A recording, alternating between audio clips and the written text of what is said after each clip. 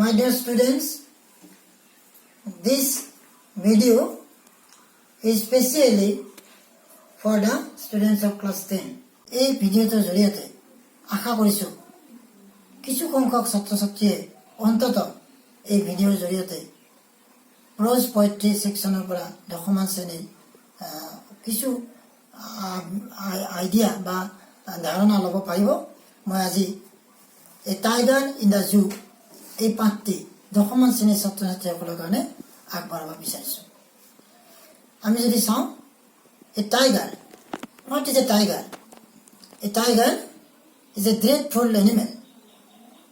When we hear the name of a tiger, then we are afraid of it.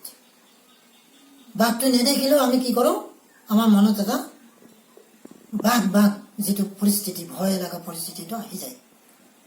যদিও আমি বাঘটো দেখা নাপাওঁ, তথাপি এই বাঘৰ যি নাম, বাঘ নামটো দেখি আমি বৰ ভয় খাই যাওঁ। গতিকে এই পাঠটোত বাঘৰ বিষয়েনো কি আছে আমি সেইটো বিচাৰি চাম। লিখা হৈছে কবিতাটো, নাম দিয়া হৈছে a tiger in the zoo. কবিতাটোত আচলতে লিখিছে কি, a tiger in the zoo. Actually some animals, many animals are kept in the zoo for show, দেখুৱাবৰ কাৰণে জন্তুবোৰ ৰখা হয়। ইয়াত বিভিন্ন ধৰণৰ জন্তু থাকে আৰু আমাৰ এই পাঠটোত এই টাইগাৰ ইন দ্য জু অৰ্থাৎ বাঘটোহে ইয়াতে মেনশ্যন কৰা হৈছে। কবিয়ে কিয় বাৰু এই বাঘটো, টাইগাৰটো ইন দ্য জু বুলি কৈ কবিতাটো আৰম্ভ কৰিছে।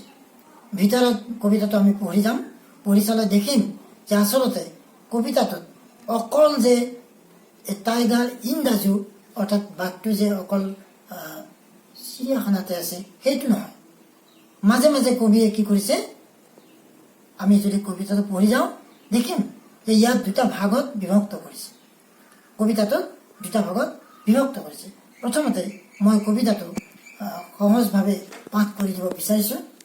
এ tiger in the zoo. Leslie Norris is the poet. কাৰণ আমি জানিব লাগিব পয়েট মানে কবি। কবি কোন? লেছলি নৰিছ এই কবিতাটোৰ ৰচক বা ৰচতা।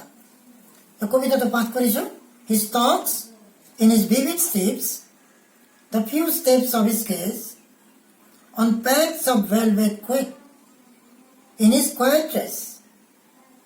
He should be lurking in shadow, sliding through long grass, near the water hole where plum deer pass.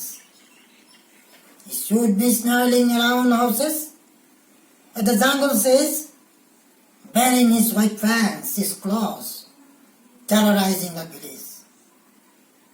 But he is locked in a concrete cell, his strength behind bars, stalking the length of his gaze, ignoring visitors. He hears the last voice at night, the patrolling curs, and stares with his brilliant eyes at the brilliant stars.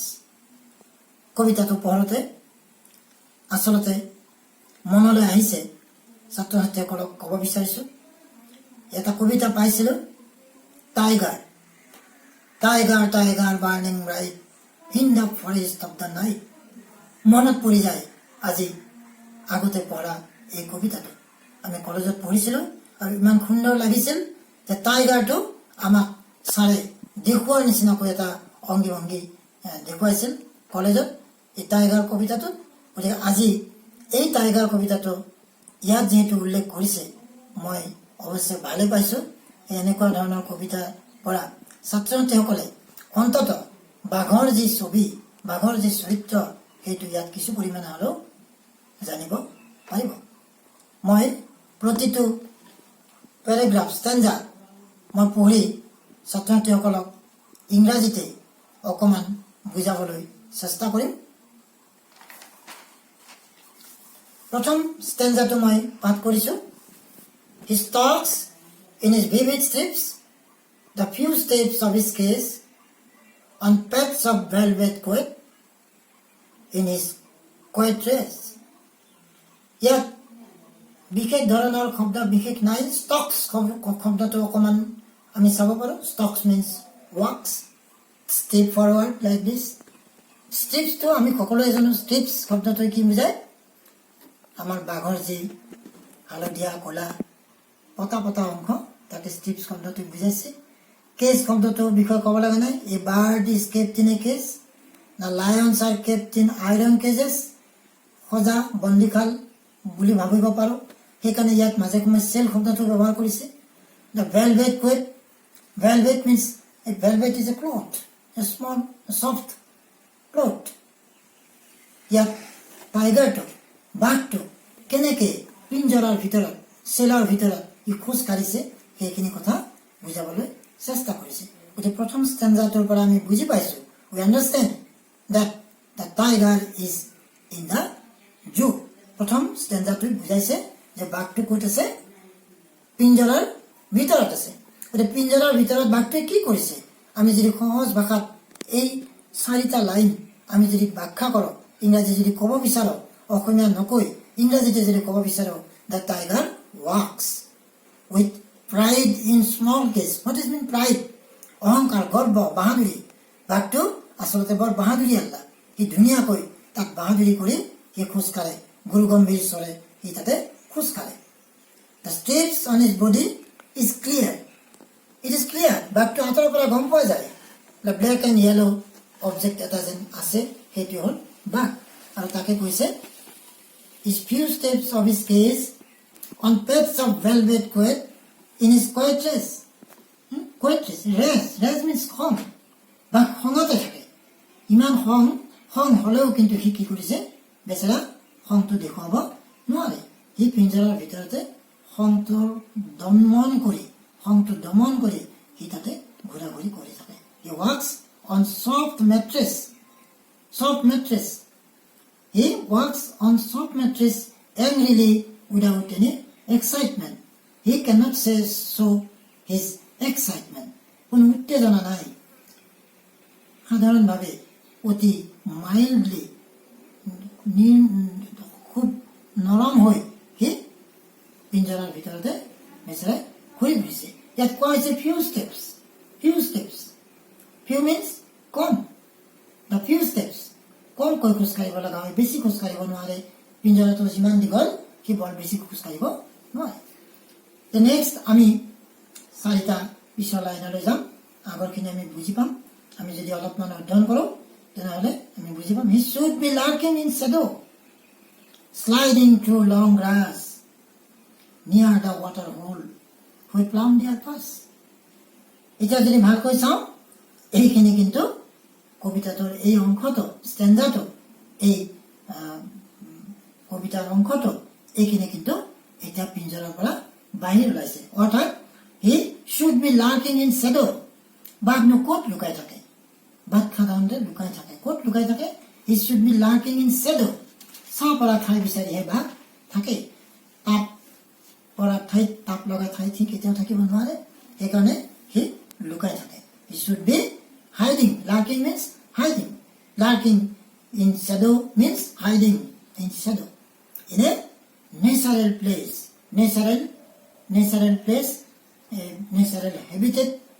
natural habitat it is a natural habitation forest is a natural habitation সেইকাৰণে কৈছে natural place ই প্ৰাকৃতিকভাৱে গঠন হোৱা ঠাইত ই সাধাৰণতে বাস কৰে আৰু ই লুকাই থাকে that is in the forest it is a natural place which is in the forest sometimes he is near the water hole সি কেতিয়াবা কি কৰে ৱাটাৰ হোল পানী য'ত থাকে ফৰেষ্টৰ ভিতৰত নদী বা নিজৰা ইত্যাদিৰ ওচৰতে সি থাকে কিয় থাকে নদীৰ কাষত কিয় থাকে water hole in sliding in the long grass বুলি কৈছে লং গ্ৰাছ ওখ ঘাঁহনিৰ মাজত সি সোমাই থাকে কিয়নো সোমাই থাকে where fat deer comes fat plum means fat plum deer pass মানে যিপিনে যিটো ঠাইৰে নদকা মতা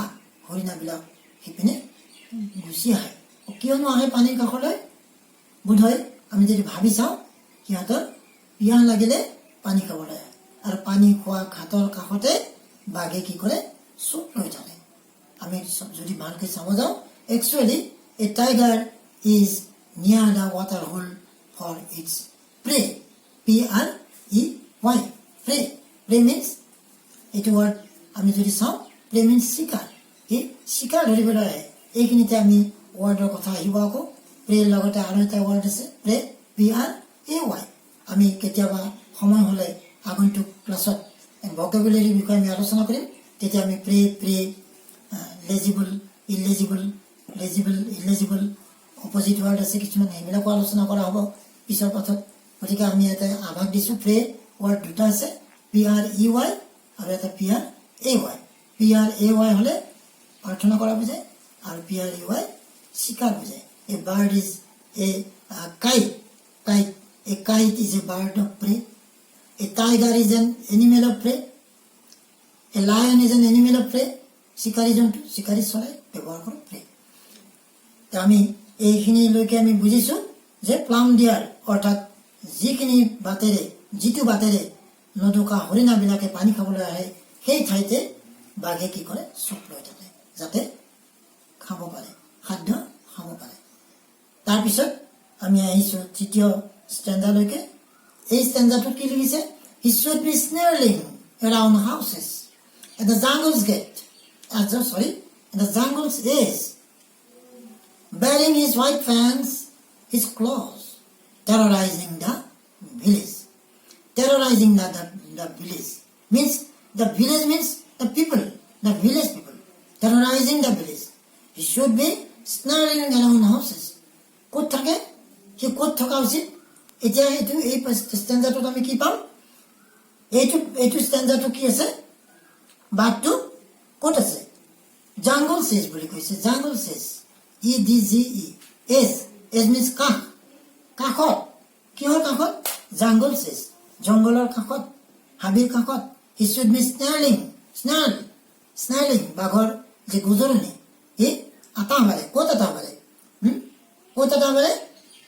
at the margin or the border of the jungle border সীমা এটা সীমাত গৈ পেলাই সি জংঘলৰ পৰা বাহিৰ হৈ নাযায় সি ভিতৰৰ পৰা এটা বৰ্ডাৰ এটা অংশৰ পৰা সি আটা মাৰে মানুহক কি কৰে সি আটা মাৰি পেলাই ভয় খুৱায় আৰু কি দেখুৱায় bearing his white fangs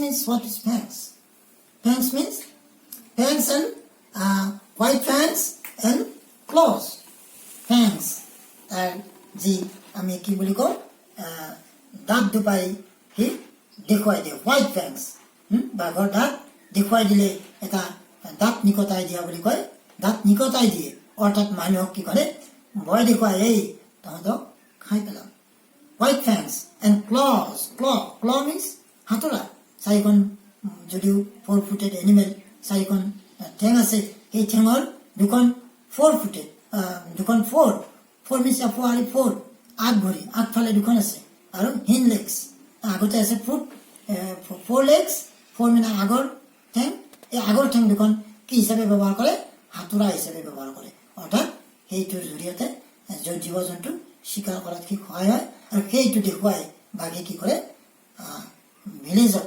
অৰ্থাৎ গাঁওবাসীসকলক ভয় দেখুৱাবলৈ চেষ্টা কৰে আমি যদি সহজভাৱে কওঁ যে margin A tiger actually terrorizes the villagers at margin or border of the jungle. Actually, border of the jungle, showing his teeth and claws. He could terrorize the village. Village means, I mean, Buzilam. Village means the villagers, the people, those who are living near the forest, like this. And again, আমি চাইছোঁ এই কবিতাত ফাঁকিত দেখিছোঁ এই তৃতীয় ফাঁকিটো সি কি কৰি আছে বাঘটো হাবিতে আছে এই দুটা আমি ষ্টেঞ্জা কণ্টিনিউৱাছলি হাবিত থকা হিচাপে আমি পাইছোঁ আৰু তাৰপিছত আকৌ আহিছে আনটো 4 নম্বৰ ষ্টেঞ্জালৈকে যাম we are going to the 4th stanza and actually 4th stanzaটোত কি আছে আমি চাম but he is locked in a concrete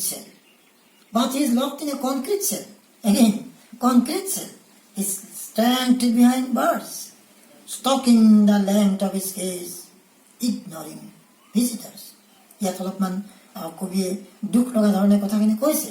সি অলপ আগতে কৈছে ই কিবা বিৰাট সাংঘাতিক, ই মানে ভয় দেখুৱাবলৈ চেষ্টা কৰে। কিন্তু এনেকুৱা এটা ভয় দেখুওৱা ভয়ানক জন্তু এটা কি কৰিছে, is locked in a concrete cell. এতিয়া আকৌ তাক কি কৰা হৈছে, কনক্ৰিট চেল। কনক্ৰিট আমি বুজি পাওঁ, কনক্ৰিট মিনছ কি, ৰক, চিমেণ্ট এটচেট্ৰা। আমি ৰক, চিমেণ্ট এটচেট্ৰা আদিৰে বনোৱা ঘৰবিলাকক আমি কনক্ৰিট ঘৰ বুলি কওঁ। কনক্ৰিট ঘৰ, পকা ঘৰ। ইয়াতে এটা চেল সাজিছে। চেল মিনছ মই আগেয়ে কৈছোঁ, এ tiger is kept in an iron cage. এই কেজটো বনাওঁতে এটা কনক্ৰিট ঘৰ এটা বনোৱা হৈছে। সেইকাৰণে ইয়াত কোৱা হৈছে he is locked in a concrete cell. Locked মানে তলা বন্ধ কৰি থোৱা হৈছে। যেনেকৈ আমি এতিয়া পাইছোঁ লকডাউন, আচলতে আমাক এতিয়া কি কৰিছে, আমাকো বন্দী কৰি থৈছে। ঠিক তেনেকৈ বাঘকো বন্দী কৰি থোৱা হৈছে। আকৌ এই ষ্টেণ্ডাৰ্ডত কোৱা হৈছে যে বাঘটোক is locked in a concrete cell. He stand behind bars. Strength, শক্তি, শক্তি, বাঘৰ শক্তি, ষ্ট্ৰং। এই এটা এডজেক্টিভৰ পৰা এটা নাউন ফৰ্ম হৈছে ষ্ট্ৰেংথ। আমি এইবিলাকৰ পিছত আলোচনা কৰিম, নাউন আৰু ভাৰ্ব, নাউন এডভাৰ্ব, এইবিলাক আমি ভাৰ্ব এডভাৰ্ব আলোচনা কৰিম। কিন্তু এইটো ইয়াতে কৈ থৈছোঁ যে কনক্ৰিট চেলত বাঘটো আকৌ দেখিছোঁ তাত লক কৰি থোৱা হৈছে, বন্দী কৰি থোৱা হৈছে। Strength behind the bars, he could not go out, ক'লৈ যাব নোৱাৰে। Strength behind the bars, bar means আমি বুজি পাইছোঁ যে ৰেলিং আছে, আইৰণ ৰেলিং আছে, সেইবিলাকক আমি বাৰ্ছ শব্দটোৰে বুজাইছে। পিঞ্জৰাটোত থকা যিবিলাক কি আছে, আইৰণ বাৰ, আৰু তাতে বাঘটো বন্দী কৰি থোৱাৰ লগে লগে কি হ'ল, strength is kept under control.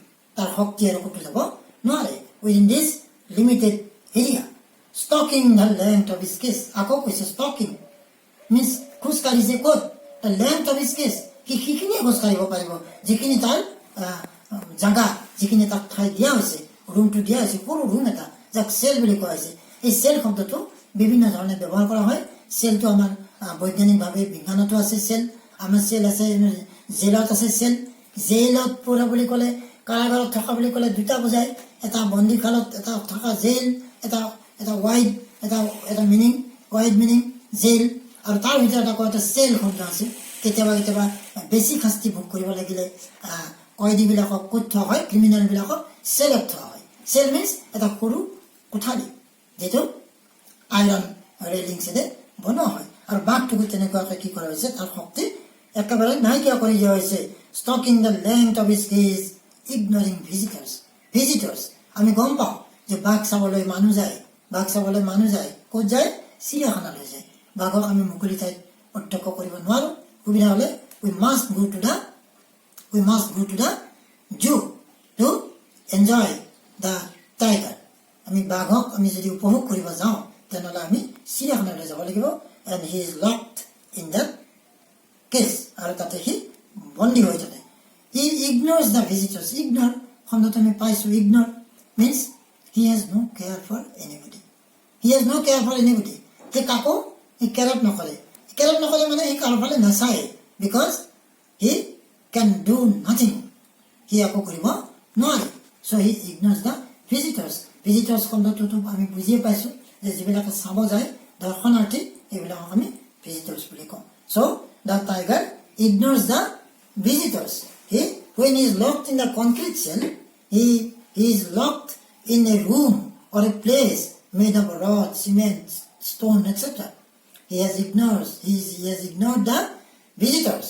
He can do no harm to the people as his strength is confined in his cell. অৰ্থাৎ চেলৰ মাজতে তাৰ শক্তিখিনি তাক থৈ দিছে, তাতে থৈ দিছে, আৰু সি কাকো একো কৰিব নোৱাৰে। গতিকে এই ষ্টেণ্ডাৰ্ডটো আমি পালোঁ যে টাইগাৰটো ক'ত আছে, টাইগাৰটো আকৌ আহি বন্দীশালত সোমাইছে। অৰ্থাৎ আগৰখিনি কি আছিল, আগৰ মাজতে দুটা ষ্টেণ্ডাৰ্ড আমি কি পালোঁ, টাইগাৰটো বাহিৰত আছে। প্ৰথম ষ্টেণ্ডাৰ্ড কি পালোঁ, টাইগাৰটো ভিতৰত আছে, জুৰ ভিতৰত আছে। 4 নম্বৰ ষ্টেণ্ডাৰ্ডটো আমি কি পালোঁ, ই আকৌ ভিতৰতে আছে। তাৰপিছত আমি লাষ্ট ষ্টেণ্ডাৰ্ডলৈ আহিছোঁ। He hears the last voice at night, the patrolling cars and stares with his brilliant eyes and the brilliant stars. কৈছে, মই আগেই কৈছিলোঁ যে tiger burning bright in the forest of the night. Tiger burning bright in the forest of the night. ৰাতিৰ আকাশত তৰাবিলাক চাই চাই সি কি কৰে তাৰ উজ্জ্বল চকুজুৰি মেলি দিয়ে ঠিক তেনেকৈ দ্য টাইগাৰ এটা আমি কৈছো কবিয়ে কৈছে he hears the last voice at night ৰাতি কাৰ শব্দ শুনে বাঘে কিবা শব্দ শুনিবলৈ পায় যেতিয়া তাক চিৰিয়াখানাত লক কৰি থোৱা হৈছে সিও কিবা কিবি শব্দ শুনিবলৈ পায় কি শুনে he hears the last voice at night last voice শেষৰ শব্দবিলাক মাতবিলাক শুনিবলৈ পায় দ্য পেট্ৰলিং কাৰ্ছ যে গাড়ী মটৰ চলি থাকে পেট্ৰলিং পহৰাদাৰী যিবিলাকে ৰাতি পহৰা দি ফুৰে এইবিলাকে কি কৰে গাড়ী মটৰলৈ ঘূৰি ফুৰে আৰু সেইবিলাককে সেই কেতিয়াবা তাৰ বন্দীখানৰ পৰা সি শুনিবলৈ পায় ইয়াত যদি আমি চাওঁ the tiger hears the last sound of the guard those who are moving in cars at night ৰাতি ঘূৰি ফুৰা যিবিলাক গাৰ্ড প্ৰহৰী সেইবিলাকৰ গাড়ীৰ মাত শুনা যায় সি শুনিবলৈ পায় he only looks at the shining stars generally shine at night ৰাতি তৰাই পোহৰ দিয়ে আৰু সেই তৰাৰ পোহৰবিলাকে উজ্জ্বল চকুজুৰিৰে সিও চাই থাকে with his bright eyes in a helpless condition. He is a helpless animal. He can do nothing. So he only spends his time looking at the shining stars at night.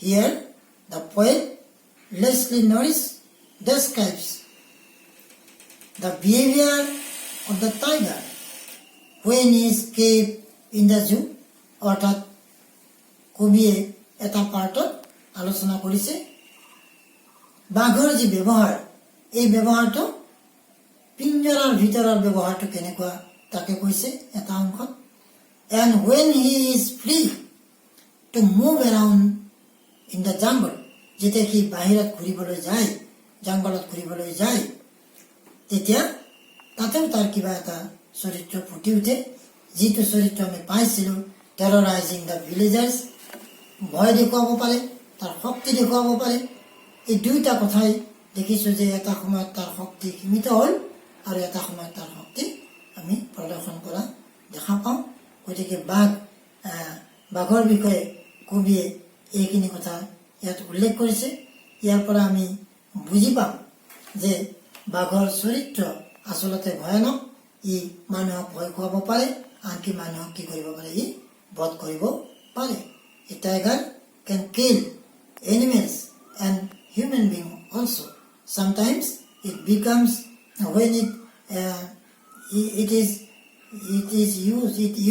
uses to kill animals or human being. Then when it kills human being, it is known as a man-eater. Actually, Jim Corbett, the great hunter, actually said one day that sometimes a tiger becomes a man-eater.